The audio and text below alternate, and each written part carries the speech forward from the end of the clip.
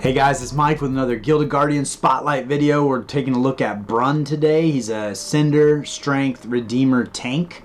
One of the better tanks in the game from what I've heard. I have never played with him, so this will be a first for me, getting to take a peek at his kit and see him in action. So I'm pretty excited about that.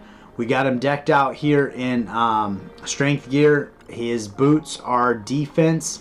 I don't typically look at the other pieces because the helmet will always be defense, the chest will always be HP, and the weapon will always be attack.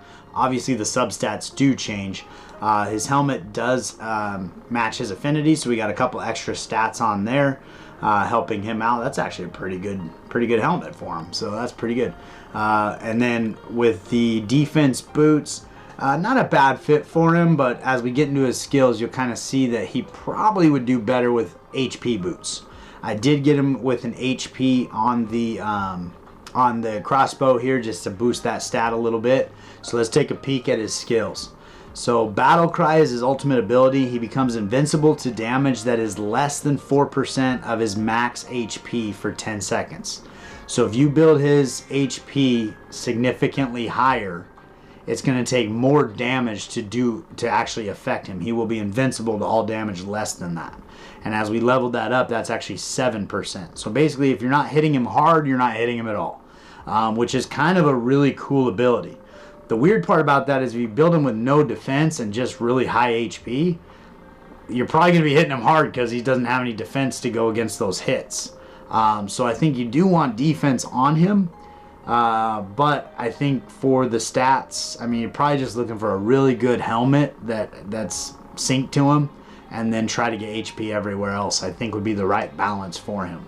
His second ability is an AoE ability. He's going to enhance the next 3 basic attacks, so they deal area damage for 150% of attack as physical damage. We've got that leveled up to 210%. That's Barrage, and then his passive is Vigor, and he increases his max HP by 5% every 6 seconds. So again, coming back to if you build him with a lot of HP, that 5% is going to be bigger. So every 6 seconds is going to be, he's going to be getting more and more HP. So it's going to take more and more damage to actually get him when he's running through this Battle Cry. And then that goes all the way up to 9% when you max it up. We're at 7%. So it's kind of an interesting kit. It seems like he's pretty tanky. He has a lot of things in there to basically take a beating.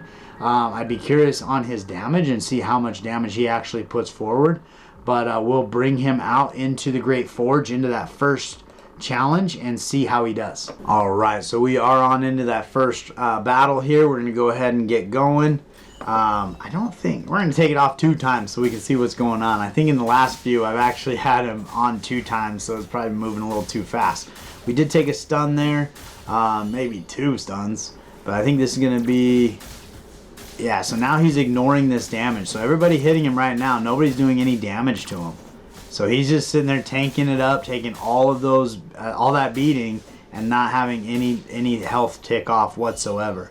So that's going to help your healer out dramatically because he's going to need less healing to stay alive because he's basically just ignoring damage. Now that being said, if you're up against enemies that are hitting you harder than 4% or 7% in our case, that's a different story. His ultimate ability basically is ineffective. So that just kind of depends on who you're fighting and how much damage they're doing to you. But that could be if you get into a spot like that where they're doing a little more damage, maybe stepping up his defense is the right way to go because the defense will negate the damage they're doing, and then hopefully that'll fall below the percentage. So kind of a couple ways to work through Brund here. But he is a cool champion. He's one of my favorite looking champions, I'll say that. I've always been partial to like lizards and dragons and stuff like that. I think he's pretty cool. But he seems to be getting through these waves pretty easy. He is a Cinder, so he is neutrally balanced on affinity.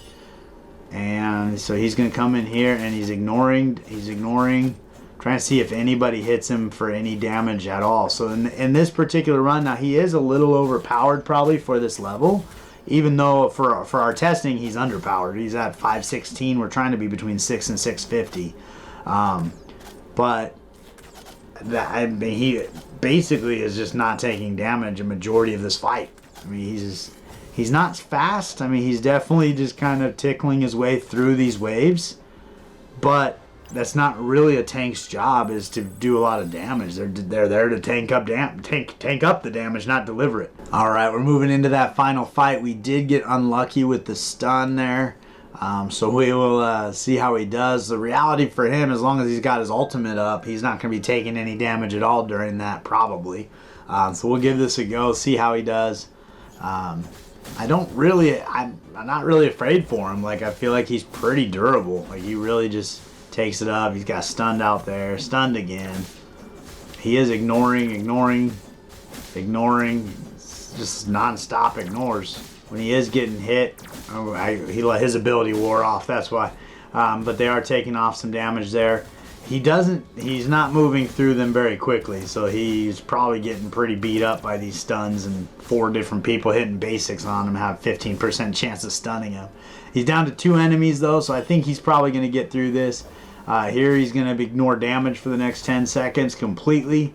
So as long as he can deliver some, that was a pretty big hit right there with 115,000 damage on that guy. It could have been 1.1 million. I might have lost a digit somewhere in there, but it was a critical, so that's what we like to see. Not sure he's just sitting there looking at him right now, but yeah, got it done. I do feel like Brund is very self-sufficient. I think most characters having to go through that dungeon and live as long as those battles were going would probably die. So I think that even with a really mild healer behind him, he would have been perfectly fine the entire time, and it could have gone even longer. But it is pretty impressive how he negates damage in his kit. Definitely something fun that you can build around. So over here in the Token Trove, they got Brund listed at $1.90 currently.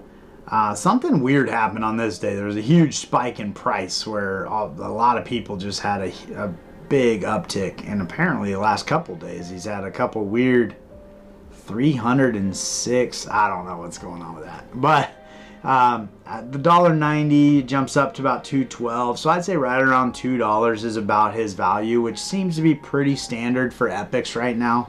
But it is always changing, and depending on content that comes out, he might be more or less valuable over time. Like we noticed with the building blocks event, all of the prices of rare characters went up. I had Ferulias that were priced twice as high as anything on the market, and during that event they sold. And that's just because when I bought them, or when I ascended them, my break-even price was higher than with the GOG tokens. So these prices do move around quite a bit, and it just depends. I mean, they could launch another building blocks event where we're doing epics, or maybe epic tanks specifically, and now you're trying to put together a team of 5 tanks, and Brund becomes a very, interesting pick. So it just kind of depends on what you're doing there. But I think that's what I got for you on Brund. I think that he definitely is a great tank early game, probably into the mid game. I think by the later game, unless you're running 2 tanks, Tuskrog is going to be the choice. If you're running a second tank, it looks like he might be a great fit in that spot. Just because he's going to take a little bit of pressure off of your healer. So you could probably get away with an Aquirus as a single target healer, healing your other tank, and keeping them topped off. Although if you just ran a Flix, then you're getting heals across the board, so it just kind of depends on how you want to build that team out. But I do think he does do a great job in that tank role or a secondary tank. So hopefully you found that interesting, learned some stuff about Brund today. I appreciate you spending the time with me, and I look forward to seeing you next time.